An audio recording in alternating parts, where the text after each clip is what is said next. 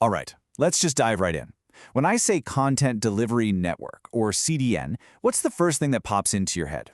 For most of us, right, it's a cache, something you slap on to make your website faster. But what if I told you that way of thinking isn't just a little bit wrong? It's actually holding you back from building systems that can truly survive at scale.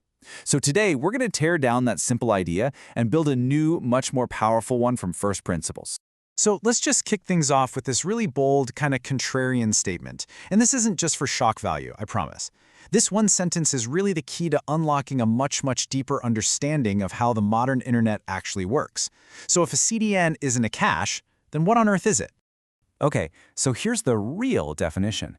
And just look at the keywords here: distributed routing, storage system, and insulates origins. See, this is a system built for global scale, not just some little add-on for performance.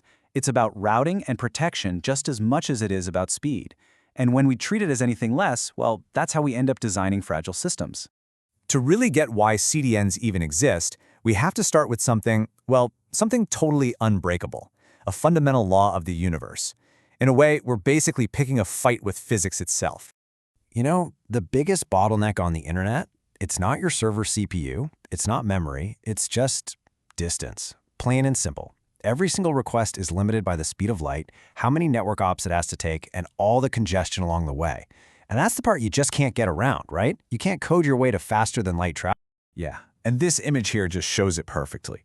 Let's say your user is in Sydney, and your servers are sitting over in Virginia.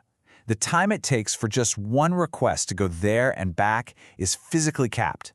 There is a hard lower limit on how fast that can possibly be. So, if you can't change the laws of physics, you have to change your architecture. And that brings us to the very first pillar of how you design a CDN: edge caching. The logic here is actually super simple, really elegant. If you can't make the user get to the data any faster, well, you just move the data closer to the user. Now, edge caching is so effective because it taps into two really basic patterns in how we all use the internet. First, there's temporal locality. That just means if someone just asked for a picture, someone else is probably going to ask for it again soon. Then there's geographic locality. People in, say, Berlin are probably asking for a lot of the same local news. Edge caches exploit these patterns to serve content locally instead of fetching it from across the globe every single time. All right, so this is great. We've got hundreds of these caches, these points of presence all over the planet. But wait a minute, how does a user's browser in Tokyo know to hit the Tokyo cache and not, say, the one in London? This is a massive global routing problem. Well, the answer is this amazing bit of networking magic called Anycast. It's brilliant. Instead of every cache server having its own unique IP address, huge clusters of them all announce the exact same IP address. The internet's own routing fabric just handles the rest. It automatically sends a user's request to whichever server is closest from a network topology point of view. It's probabilistic, not perfectly deterministic, but man, is it powerful. And this is where we hit a really key trade-off, something that's super important for any senior engineer to understand. By using Anycast, you give up perfect control. You don't know for sure which exact server a user is going to hit. But what you gain is absolutely massive resilience. If a whole data center in Frankfurt goes dark, the internet's core routing protocol, BGP, just automatically starts sending that traffic to the next closest healthy node, maybe in Paris or Amsterdam. The system literally heals itself. Okay, so we've got our data cached out at the edge, and we know how to get users to the nearest one. Awesome. But what happens when that data needs to change? This brings us to what's famously called one of the two hardest problems in computer science: cache invalidation. See, the hard part isn't just deleting a file. That's easy. The hard part is coordinating that one delete command across, hundreds, maybe thousands of servers all around the globe and doing it instantly and reliably. That global coordination, that's the real killer. So you've basically got three ways to tackle this. First, you could just set really short expiration times, or TTLs. But that just hammers your origin servers with constant requests to recheck the data. Not great. Second, you could send out an explicit purge command to every server. As we're about to see, that is incredibly dangerous at scale. Or third, you can just change the game completely with versioned URLs. So here's the truly elegant solution. Instead of trying to change image.jpg, you just don't. You upload a brand new file, say image_v2.jpg, and you just point your HTML to the new one. The old file, it can just sit there and expire naturally. You've just turned a super dangerous global coordination problem into a simple, harmless cache miss for a new file. This isn't just a trick, it's a deep architectural decision. All right, let's put all these pieces together. We've got our core principles, edge caching, anycast routing, and versioned URLs. Now, let's throw some real-world chaos at it and see how it holds up. Okay, we need one last piece to complete our architecture. It's called the origin shield.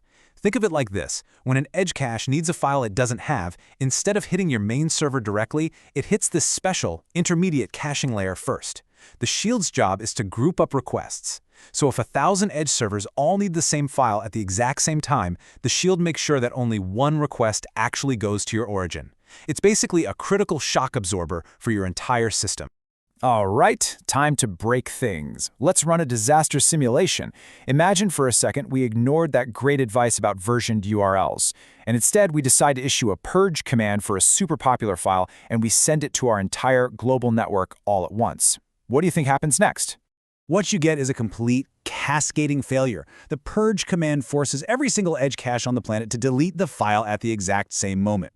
This creates what's called a thundering herd of requests that instantly overwhelms the origin shield and then just slams right into your origin servers, probably knocking them completely offline. You've basically just launched a denial of service attack on yourself.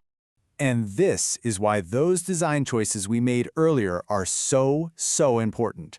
By using versioned URLs, you completely avoid this whole disaster scenario. And it reinforces a really critical idea. Your edge servers should be treated like disposable cattle, not like precious pets. A failure at a single edge location should never, ever cascade into a global problem. So, all of this, it brings us right back to the beginning. We've seen all the pieces, we've seen the ways they can fail, and we've seen the design principles that make them resilient. Now it's time to really cement the right way to think about a CDN. Just let this one sink in for a minute.